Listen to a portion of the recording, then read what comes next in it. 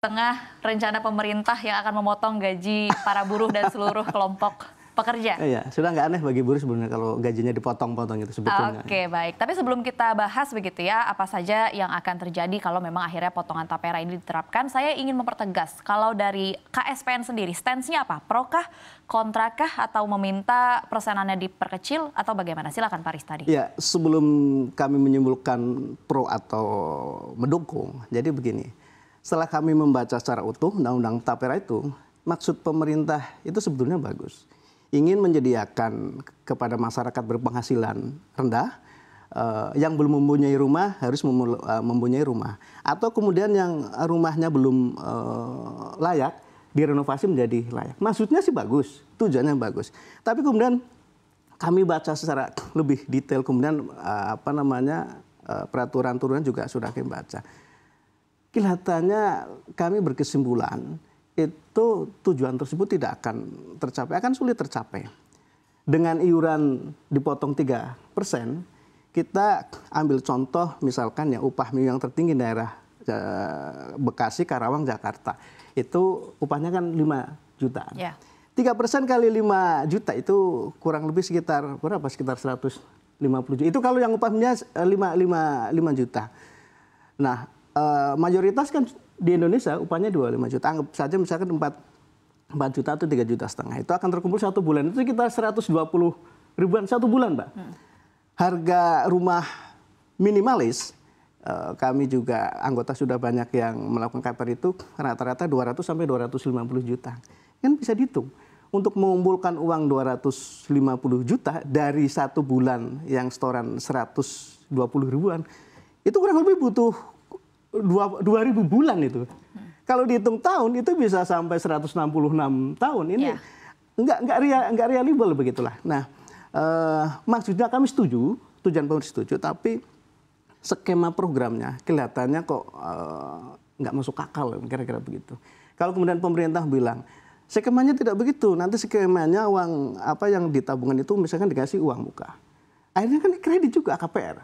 Kalau kredit KPR tanpa dibantu pemerintah pun selama ini teman-teman pekerja buruh juga berusaha melakukan itu. Kalau sudah masuk proses KPR maka yang menjadi hambatan teman-teman selama ini adalah soal persyaratan yang standar bank yang kemudian teman-teman pekerja ini banyak yang tidak lolos persyaratan untuk bisa memiliki rumah melalui KPR. Nah, harusnya memang pemerintah menjelaskan secara detail ini masuk akal apa tidak. Nah, kira-kira begitu, Mbak. Kalau soal pro dan kita mau pro atau tidak. Soal tujuan maksudnya kita sepaham lah. Siapa yang nggak menginginkan masyarakat berpenghasilan rendah yang tidak punya rumah, kami menginginkan mendukung. Siapa yang rumahnya tidak layak direnovasi menjadi layak. Okay. Tapi ini kelihatannya strategi pemerintah dengan undang tapera ini kelihatannya kami kurang yakin bisa terwujud itu. Oke, tujuan akhirnya baik, tujuan akhirnya KSPN pro, tapi formulasinya masih kontra, begitu ya Pak Ristadi? Iya, karena memang mustahil deh kelihatannya untuk bisa terwujud itu dengan skema yang sudah diatur itu. Ya, itu kan memang hitung-hitungan kalau kita berandai-andai begitu ya baru tercapai di umur 166 tahun itu artinya memang tidak mungkin. Tidak mungkin. Tapi kalau kita bicara soal data dari KSPN sendiri, dari anggotanya sebenarnya kondisi buruh saat ini sudah berapa banyak sih yang sudah memiliki rumah dalam konteks yang layak misalnya? Nah, kami melakukan survei di tahun 2016, Mbak. Kami survei di 23 kota besar, kota industri ya, di Pulau Jawa di 6 provinsi. Itu dari 2.000 responden yang sudah memiliki rumah sendiri itu 301. Kemudian ada 261 ikut mertua atau ikut orang tuanya. Sisanya itu 1.000 lebih itu ngekos, ngontrak. Nah, ini artinya apa? Bahwa kalau kemudian ditarik sebuah kesimpulan, memang ini baru di Pulau Jawa, tidak seluruh Indonesia. Kami tidak bisa berani menyimpulkan bahwa ini representasi seluruh Indonesia.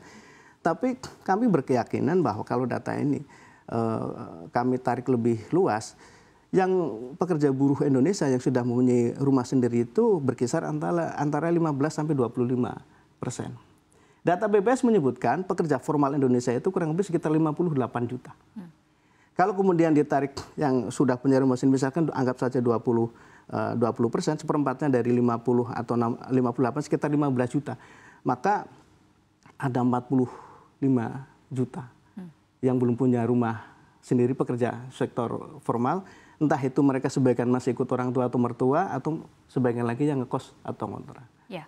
Oke, sebenarnya pertanyaan saya lebih ke begini Pak Aris tadi. Apakah memang akhirnya angka yang ditarik atau yang dimiliki oleh KSPN ini membuat bahwa sektor properti ini harus segera diselesaikan di kelompok buruh sehingga sampai harus mengorbankan daya beli masyarakat? Karena kan kalau dipotong gajinya daya beli masyarakat atau daya beli kelompok buruh tadi yang dikorbankan. Apakah memang kepemilikan rumah ini menjadi situasi yang harus segera diselesaikan, menjadi darurat begitu? Ya. Tentu saja, terutama bagi teman-teman yang ngekos, yang kontrak, itu sewa kontrakan tiap tahun itu, setelah kenaikan upah, bahkan ada yang sebelum kenaikan upah itu, sewa kos-kosan, sewa kontrakan itu selalu naik. Maka ini memang yang harus segera diselesaikan teman-teman pekerja buruh ini untuk bisa memiliki rumah sendiri. Nah sebetulnya ada sih program manfaat layanan tambahan dari BPJS Ketenagakerjaan. Nah, cuman itu belum bisa dimanfaatkan secara maksimal oleh pekerja buruh karena ada persyaratan standar perbankan yang kemudian sulit untuk dipenuhi oleh teman-teman pekerja buruh. Kami berkali-kali mengalami ketika kami mengajukan ada 50 orang untuk bisa mendapat KPR dari manfaat lain tambahan dari BPJS Ketenagakerjaan ini, yang lolos itu paling 5 atau 10. Lainnya itu tidak lolos karena ada, misalnya contoh case-nya begini. Gaji 3 juta itu akan di-tracing. Ada kekurangan ada yang punya cicilan motor, kemudian biaya sekolah, biaya hidup. Sisanya itu nggak bisa untuk dipotong untuk nyetor cicilan KPR sehingga kemudian tidak diloloskan. Nah harusnya ini yang kemudian harus diperbaiki. Dana di BPJS Ketenagakerjaan itu kalau tidak salah kurang lebih sekitar 136 sampai nanti datanya bisa di cross check ke teman-teman BPJS. 136 triliun sampai 150 triliun. Itu dialokasikan untuk manfaat layanan tambahan untuk pengadaan perumahan bagi pekerja buruh, khususnya peserta BPJS Ketenagakerjaan. Nah, cuma memang ada kelemahan. Ini hanya untuk peserta BPJS. Pertanyaan kemudian kan tidak seluruh pekerja buruh Indonesia masuk program BPJS. Nah, ini juga menjadi PR pemerintah.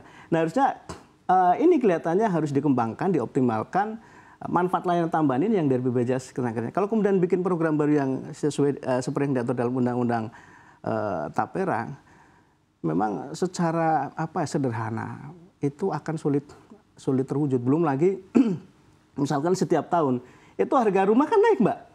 Ini baru hitungan sekarang. Sekarang mungkin harga 250 juta. Kalau pemerintah bilang ada kok yang 170, misalnya 150, ada di puncak gunung sana, kira-kira pekerja buruhnya mau enggak? Nah kalau kami mengusulkan kalau ada perumahan untuk khusus pekerja buruh itu, ya dekatlah dengan area mereka tempat bekerja. Di area-area industri. Ini juga menjadi PR pemerintahan yang baru untuk menyediakan rumah yang terjangkau, tapi juga layak huni untuk pekerja buruh. Baik.